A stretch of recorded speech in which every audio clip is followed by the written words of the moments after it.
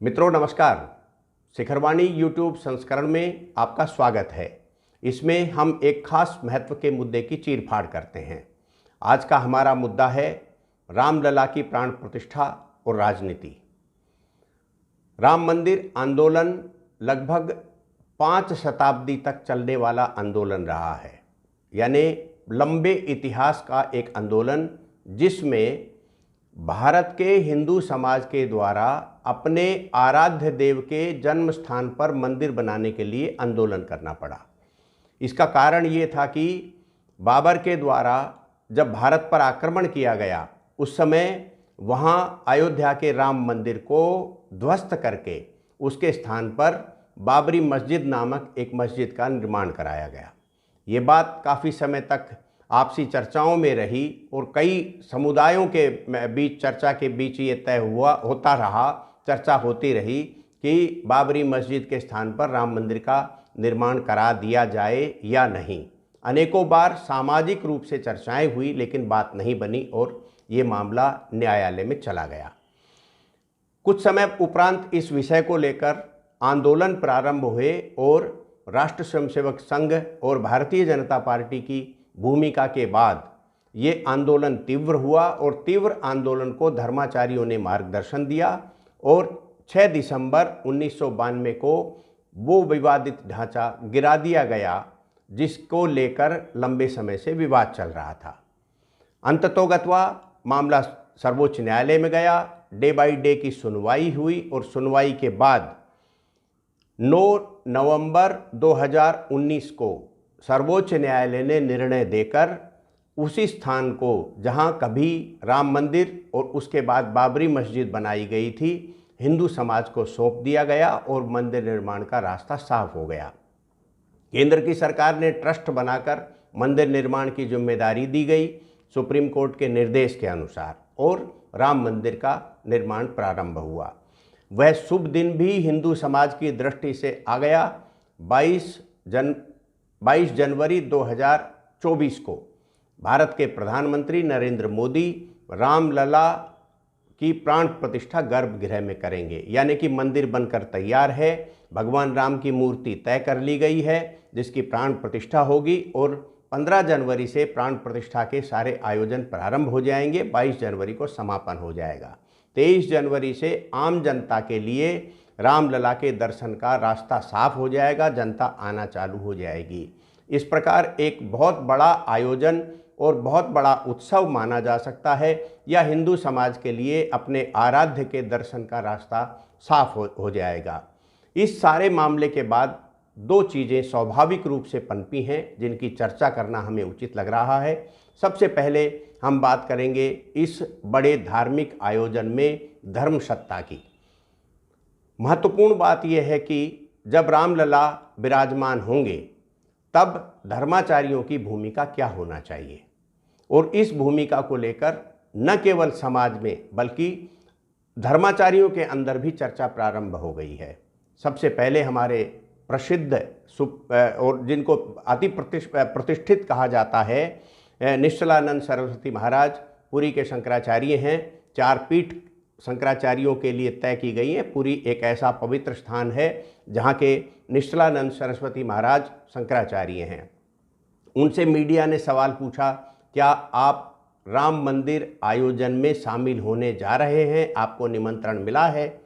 शंकराचार्य महाराज ने जवाब दिया, हाँ मुझे निमंत्रण मिला है, लेकिन मैं वहाँ जाऊँगा तो मेरी भूमिका क्या होगी।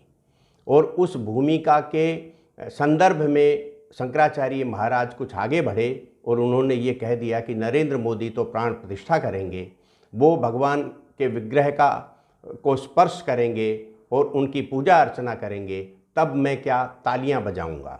निश्चित रूप से किसी भी बहुत बड़े यानी कि धर्म के सबसे बड़े गुरु का शंकराचार्य महाराज का इस प्रकार का कथन न केवल समाज को चिंतित करने वाला है बल्कि उस उपाधि को भी के लिए भी चिंता प्रकट करने वाला है। शंकराचार्य महाराज निश्चित रूप से किसी भी धर्म के सबसे बड़े होने के नाते अत्यंत पूजनीय हैं। यदि यूं कहा जाए कि भगवान श्री राम के बाद यदि किसी की वंदना की जाना चाहिए तो वह शंकराचार्य महाराज की जाना चाहिए, इसलिए किसी भी इतने बड़े धर्म गुरु को प्राण प्रतिष्ठा के आयोजन में फीता काटने या पट्टिका में नाम लिखवाने की अभिलाषा नहीं होना चाहिए। ये गंभीर चिंता का विषय है कि शंकराचार्य महाराज वहाँ अपने पहुँचेंगे तो उनके लिए वैसा ही आसन दिया जाएगा जिसके लिए वो अधिकारी हैं, वैसा ही उनका सम्मान होगा। ये केवल ये बात निश्चलानंद जी महाराज के लिए कही जा सकती है क्योंकि वे प्रकांड विद्वान हैं और उनकी जो समझ है और उनके द्वारा दिया गया हिंदू समाज या सनातन संस्कृति को पुस्तकों का ज्ञान है वो इतना अद्वितीय है कि उनके द्वारा यदि ये कहा इन शब्दों का इस्तेमाल किया जाता है तो वह निश्चित ही चिंताजनक भी है और उस पद की गरिमा के अनुकूल नहीं है। दूसरे हमारे माननीय शंकराचार्य महाराज अभिमुक्तेश्वरानंद जी चूँकि स्वरूपानंद सरस्वती जी महाराज के शिष्य हैं और उनके उत्तराधिकारी हैं, इसलिए उनसे तो इसी ही प्रकार की अपेक्षा की जा सकती थी जैसा उन्होंने बोला है। उन्होंने स्वरूपानंद सरस्वती महाराज द्वारा बना गए रामालय ट्रस्ट की चर्चा की और उसको ही प्रधानता दिए जाने संबंधी बातचीत की, इसलिए वे अधिक चर्चा में नहीं आए। अन्यथा उनके द्वारा भी पद की गरिमा के अनुकूल वाक्य रचनाएं नहीं की गई। यह न केवल धर्म गुरुओं के अंदर चर्चा है बल्कि समाज में भी इस प्रकार की चर्चा की जा रही है। ये निश्चित रूप से चिंता का विषय है कि हमारे सनातन संस्कृति के सबसे बड़े धर्म गुरुओं को इस प्रकार की भाषा और बातों से बचना चाहिए। इसके बाद विषय आता है राजनीति का। राजनीति निश्चित रूप से वोटों पर जाकर केंद्रित हो जाती है। जब राम मंदिर का आंदोलन चल रहा था तो भारतीय जनता पार्टी ने प्रस्ताव पारित करके इस आंदोलन में शामिल होने का निर्णय लिया। ये किसी भी राजनीतिक पार्टी के लिए सबसे बड़ा जोखिम भरा कार्य होता है कि वह किसी राजनीतिक और सामाजिक विषयों से हटकर धर्म से संबंधित विषय पर आकर अपने आप को शामिल करती है। इसलिए भारतीय जनता पार्टी का ये निर्णय उसके लिए आत्मघाती भी हो सकता था और उसके लिए राजनीतिक लाभ देने वाला भी हो सकता था। तो निश्चित रूप से ये आज की तारीख में लगेगा कि वो राजनीतिक लाभ देने वाला निर्णय भारतीय जनता पार्टी के लिए हुआ है। लेकिन जब आंदोलन चला, भाजपा उसमें शामिल हुई, राष्ट्रीय स्वयंसेवक संघ के लोग शामिल हुए और समाज के लोग शामिल हुए, तब एक नारा दिया जाता था, रामलला हम आएंगे, मंदिर वहीं बनाएंगे। उसके बाद 6 दिसंबर 1992 को विवादित ढांचा गिरा। उसके बाद नारा बदला और नारा हुआ, सौगंध राम की खाते हैं हम, मंदिर वहीं बनाएंगे। लेकिन विपक्ष ने इससे होने वाले राजनीतिक नुकसान से बचने के लिए एक नारा उछाला कि सौगंध राम की खाते हैं, मंदिर वहीं बनाएंगे, पर तारीख नहीं बताएंगे। और अब जब तारीख बता दी गई, 22 जनवरी 2024 की तारीख सामने आ गई जिस दिन रामलला की प्राण प्रतिष्ठा होने वाली है, तब विपक्ष के सामने फिर बेचैनी शुरू हुई और विपक्ष ने फिर कहना शुरू किया कि विपक्षी दलों के नेताओं को मंदिर की प्राण प्रतिष्ठा में आमंत्रित किया जा रहा है या नहीं किया जा रहा है, हम जाएंगे या नहीं जाएंगे। इसका अभिप्राय ये कतई नहीं होता है कि यदि सारे देश के राजनेताओं को नहीं बुलाएंगे तो मंदिर की प्राण प्रतिष्ठा में किसी प्रकार की धार्मिक रूप से या सांस्कृतिक रूप से बाधा होगी, ऐसा कोई ज़रूरत नहीं है। यदि धर्मगुरु वहाँ पहुँच रहे हैं, आचार्य और पंडित वहाँ मंत्रोच्चार के साथ प्राण प्रतिष्ठा की विधि को पूर्ण कराते हैं, तो राजनेताओं की ज़रूरत नहीं है। लेकिन सामाजिक समरसता के लिए सभी विपक्षी दलों के नेताओं को भी आमंत्रित किए जाने की बात की जा रही है और स्वाभाविक भी है, होना भी चाहिए, इसी से ही ज़्यादा समरसता होगी।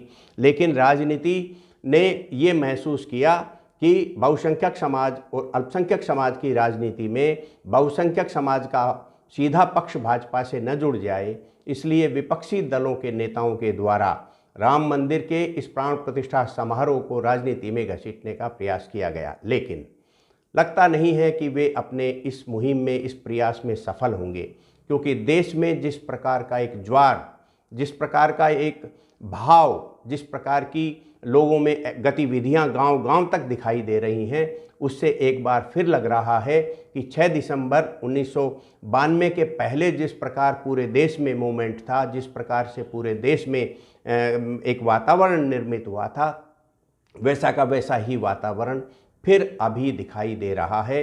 लोगों का अयोध्या जाना या 22 के तारीख के बाद फिर से अयोध्या जाने का लोगों में जो उत्साह देख रहा है, उस उत्साह से भी विपक्षी दलों में भय है।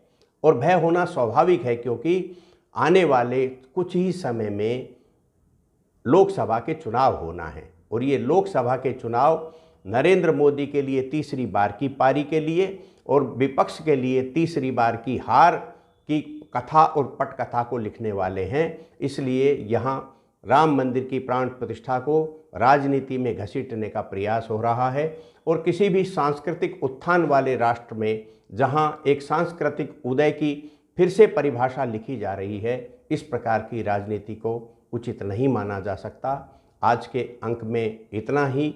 फिर हम किसी अन्य मुद्दे के साथ चीर फाड़ के इस अंक में उपस्थित होंगे। तब तक मुझे सुरेश शर्मा को इजाज़त दीजिए। नमस्कार।